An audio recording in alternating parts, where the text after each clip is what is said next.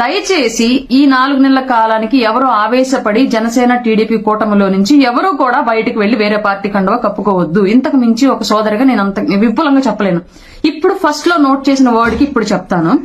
నిన్న కళ్యాణ్ గారు అన్న మాట, మీరు కళ్యాణ్ గారిని గనక నిశితంగా పరిశీలిస్తే ఆయన అన్న మాటలు ప్రతిదీ గనక 1-2 సార్లు విని అర్థం చేసుకోగలిగితే 10 ఏళ్ల పాటు 2 పార్టీలు కలిసి పనిచేస్తాయి అన్న దాంట్లో ఉద్దేశం ఇవాళ ఈ 5 ఏళ్లు 2024లో ఎవరికైతే టికెట్లు దక్కట్లేదు, ప్రయారిటీ దక్కట్లేదని చెప్పేసి ఆవేశపడిపోతారో అట్లాంటి వాళ్లకు మళ్ళీ 2029లో కూడా ఇదే కూటమి నుంచి అవకాశాలు ఉంటాయి. కాబట్టి మీరు ఎవరు తొందరపడి 24నే అదే ఫైనల్ ఎలక్షన్ గా భావించేసి పార్టీలు దూకొద్దు.